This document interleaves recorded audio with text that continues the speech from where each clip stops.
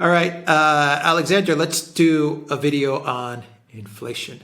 And there's an article that you sent me. It's from Bruce Wilds via Advancing Time blog. I'll put a link to that article. It was also featured on Zero Hedge as well. And it's an interesting article because Bruce Wilds, Mr. Wilds, compares the inflation to 1979 with the inflation taking place today. And we've made that comparison. Everyone is making that comparison. Everyone is saying the Biden administration, the Carter administration. The Biden administration is worse than the Carter administration because of X, Y, Z, and the inflation is similar or different because of X, Y, Z. So, I mean, that comparison is definitely mainstream, the comparison of Carter and Biden, no doubt about that. But the inflation is different, and it's not different in a good way. In other words, 1979 and the difficulties of 1979 actually was better than what is happening today. They were in a better position than what is taking place today.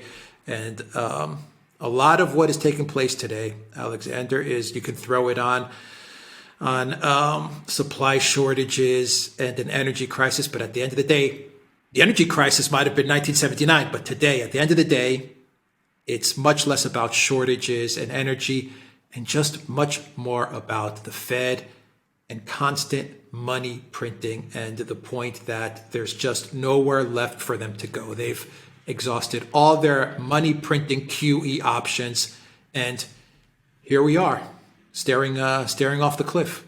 Yes. Well, it's fascinating you've just said that, because literally just before we started these programs, I was reading a piece by Larry Summers, an interview that he gave. You know, this frankly terrible person, in my opinion, but he was, he does understand economics. And he was one of those people who, like Clinton, us... He was with the Clinton administration. He was with the Clintons. He's a Clintonite, through and through. But I mean, he's a clever man. And he was one of those people like us who said that this policy the administration would follow would result in higher inflation. And the Democrats criticized him. They turned on him. And he was right. And this is what he says. And this is in this interview. He says, it's important to understand why we have why we have these long lines. It's not because of anything that China is doing. It is because our demand for goods surged, and I would much rather see us better be able at expanding port capacity. And then he goes into a huge amount of detail that the reason that demand surge has happened is because of reckless overspending by the administration. It's exactly what we're saying. They ignored the fact at the start of this year that the economy was already in strong recovery. They threw away any concept of capacity constraints, and they thought that just by increasing the money supply, that would lead to higher growth. And of course, what they got instead was higher inflation. And the interesting thing is, firstly, as Summers correctly points out, he said inflation would go higher than 5% by the end of this year. Well, it's more like 7%. He underestimated how high inflation would go. By the way, we didn't. We got it about right. If you go back to our programs, the programs that we made shortly after the administration took over, we were looking at the kind of inflation numbers that we're actually seeing. So that just to say that. But the second point, and this is of course the other point, which is what this long article says, is that this inflation, which by the way the Federal Reserve Board now has quietly accepted, is not transitory. Do you remember all that nonsense about it being transitory? Now the Fed apparently says that has stopped using that word. This inflation is going to be much more difficult to deal with than the previous inflation surge in the 70s was, because in the 70s and 80s there wasn't all this massive debt around, and so Paul Volcker at the Federal Reserve Board could come along and cure the inflation by raising interest rates into double digit levels or whatever it was.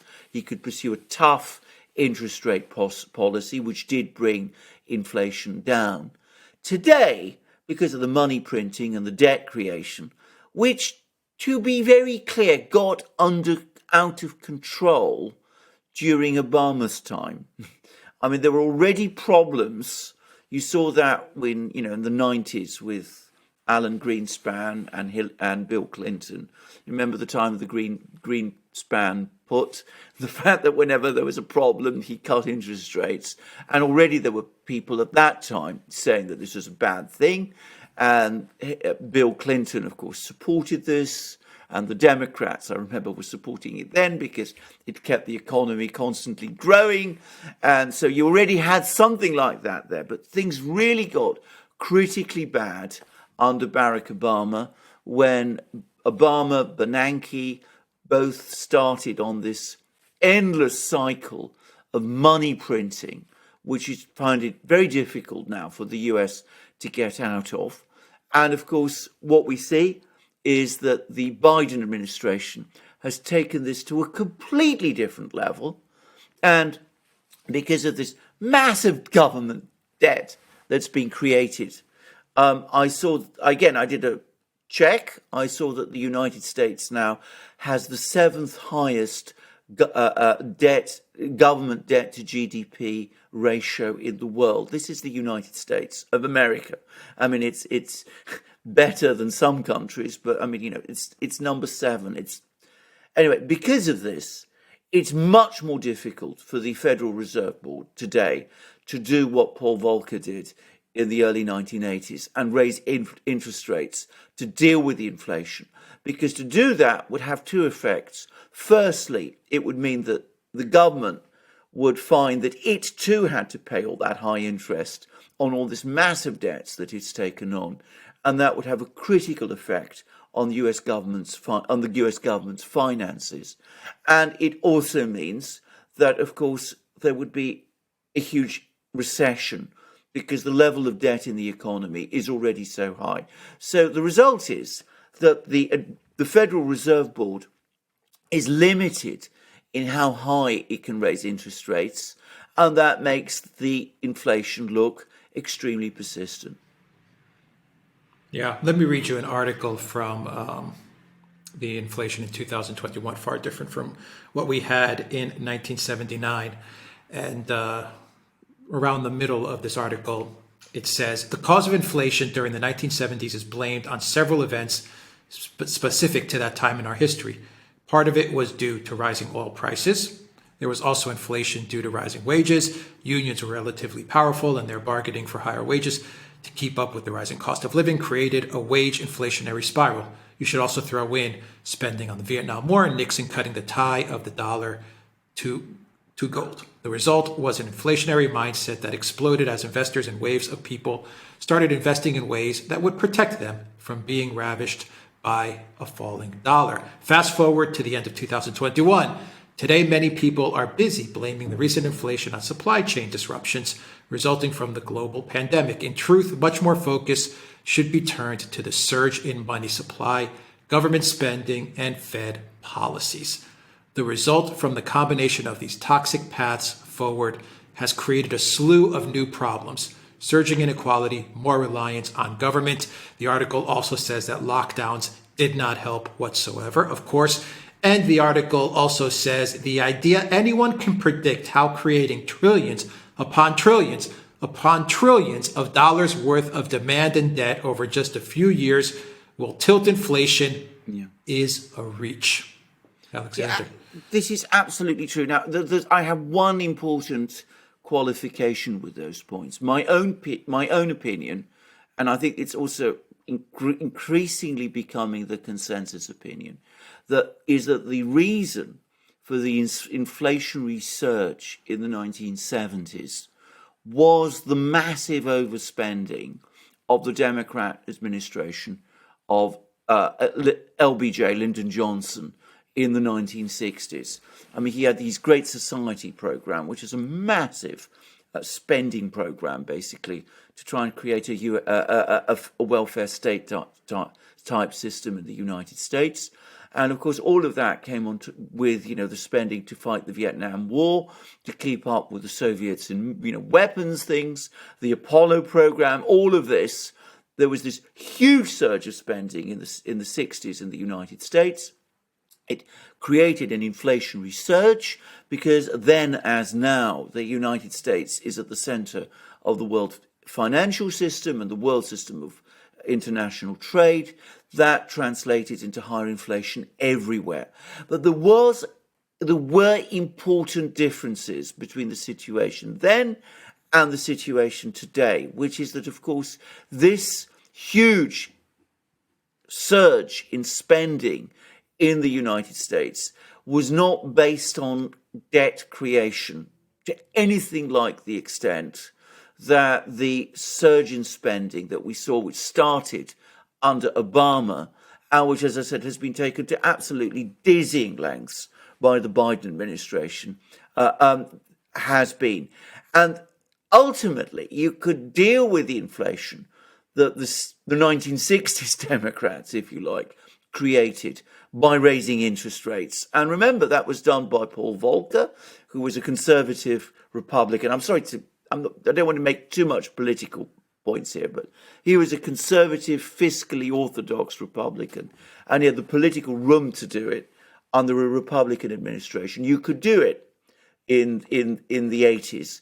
It's far more difficult to do that today. I mean, just to say as well, Republicans aren't always careful spenders.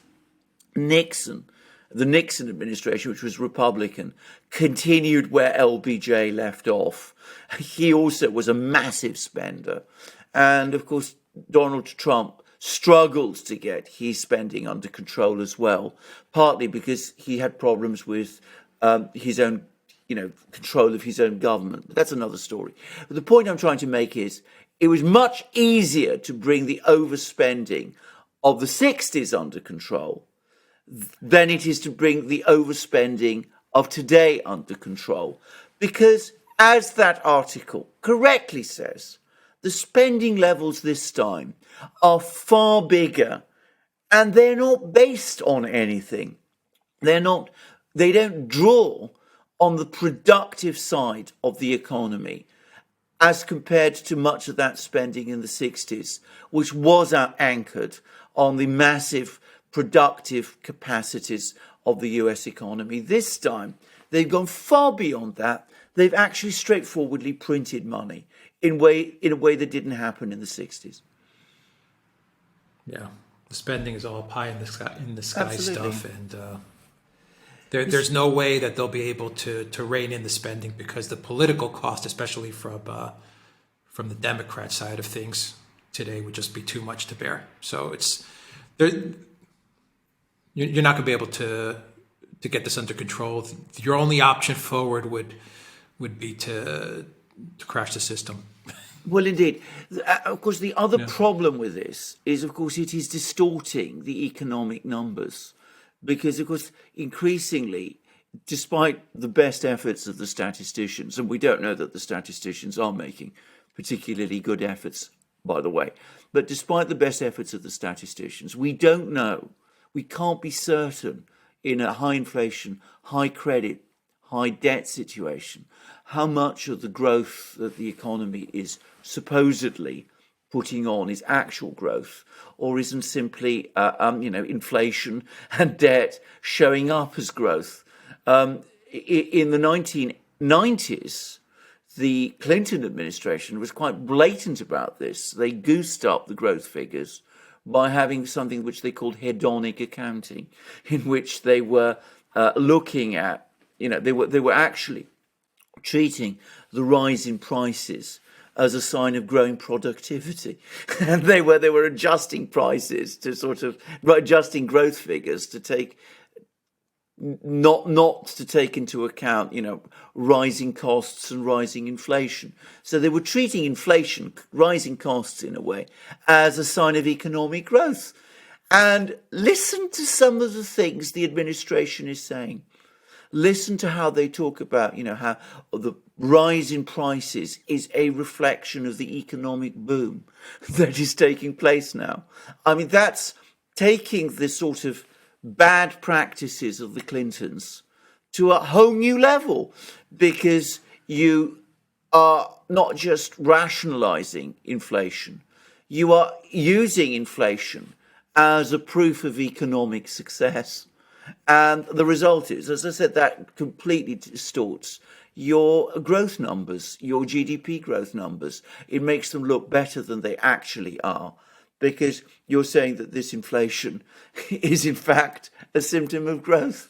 It turns everything upside down, rather like that article said, but to an even greater extent. No. All right, we will leave it there. Just to very quickly say, I mean, it is repair. You can still, I think, do something, but the time to turn it round is small. What you need is a new administration coming in and actually trying to get the financial house in order. The United States still has the space to do it, but it's running out of time, and we'll see how long this continues for. Mm-hmm. No, my point is that the political cost, I mean, technically, yes, I think absolutely it can be turned around, but the political cost, especially when you're looking at the Democrats now, the configuration of the Democrats, yes, with the Squad and the AOC and these groups, which wield a lot of control and power in the party, it just can't work. No, of course not. What it would need is a new administration, which has to be Republican. I mean, it's not going to be anyone else. It would have to be a Republican administration looking at the inflation and saying, look, we're going to accept a recession and we have to do it in order to get the house in order and win an election on that basis. In 1979, that was essentially what happened in Britain when Margaret Thatcher came in. I mean, there was some problems, not as bad, but she came in and she said, my job is to bring the financial house in order. Things can't go on as they have been. And of course, she accepted a very severe recession in the early 1980s as the price of doing that. It would need to be something like that today in the United States. Will it happen? I don't know. Politically, very, very difficult. This administration cannot do it. No Democrat administration would ever do it. Would a Republican administration? Highly debatable. It is technically possible, as you rightly say. Politically, it is extremely difficult. A political leader who had the courage and the strength to do it would, I think, be hugely admired in the United States, but would face enormous opposition. And the time to do it effectively is running out.